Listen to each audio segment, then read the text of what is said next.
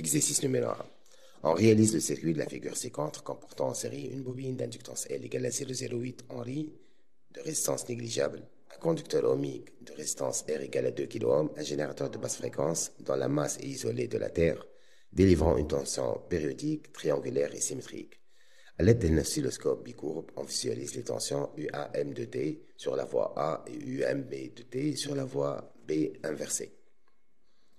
Premièrement, petit a, exprimer UMB en fonction de ROI. Petit b, montrer que UAM égale à L sur R dérivé de UMB sur dt.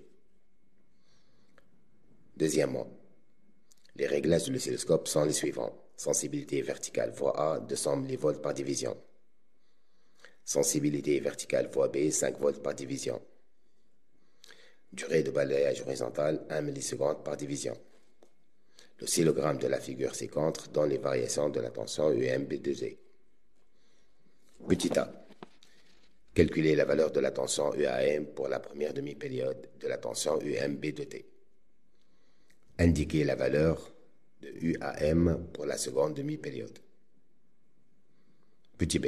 Représenter sur la même figure de l'oscillogramme donnant les variations de UAM de T.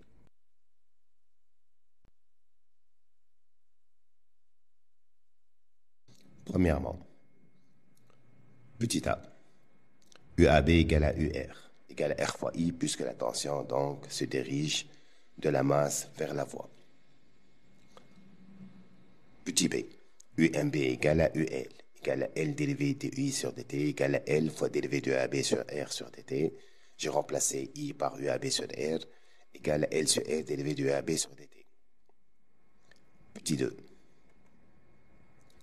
Petit a.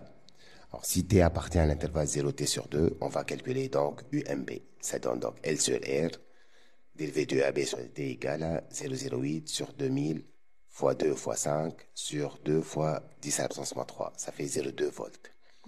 Alors donc, automatiquement, on peut déduire que si T appartient à l'intervalle T sur 2T, UMB égale à moins 0,2 volts, puisque la pente de UR va être négative. Petit b. On va représenter la courbe. Atteindre donc sensibilité 1 carreau et à 0,2 volts. Donc, je dis ni carreau. Donc, ça fait donc 0,2, moins 0,2, 0,2, deuxième période, etc., etc. Exercice numéro 2. Lycée pilote Kiev. Grand A, étude qualitative. Soit le circuit de la figure 3, constitué d'un générateur de tension contenu d'un interrupteur K de deux lampes identiques L1 et L2 d'un condensateur de capacité C.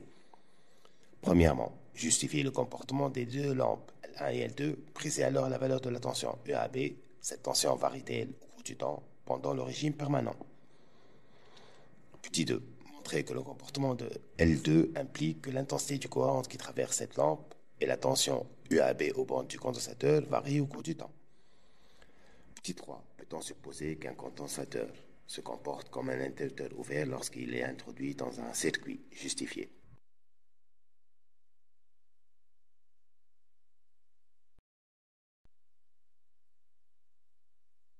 Grand B, étude quantitative. On supprime le branchement contenant L1 et on remplace la lampe L2 par un résistor et le condensateur par une bobine. Premièrement, exprimer la tension au bord du résistor en fonction des grandeurs caractéristiques. Deuxièmement, exprimer la tension au bord de la bobine en fonction des grandeurs caractéristiques.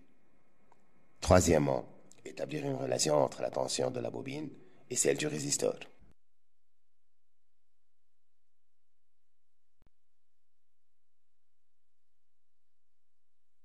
Premièrement,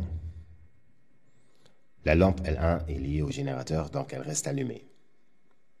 La lampe L2 est liée au condensateur, au régime permanent, UC est constante et ainsi UC égale à E égale à UL. Petit 2. La lampe L2 est liée au condensateur, au régime permanent UC est constante et ainsi dérivé de UC sur dt égale à 0, d'où I égale à 0, par suite la lampe s'éteint. Petit 3. Puisque l'intensité du courant s'annule, donc on peut conclure qu'un condensateur se comporte comme un interrupteur ouvert au régime permanent et comme un interrupteur fermé au régime transitoire.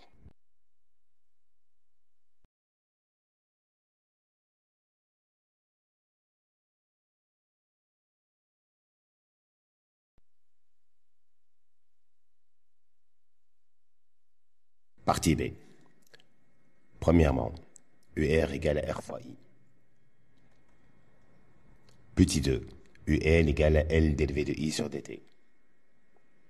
Petit 3, UL égale à L, je remplace I par UR sur R, ça donne donc L dérivé de R sur dt, ça donne donc L sur R dérivé de R sur dt.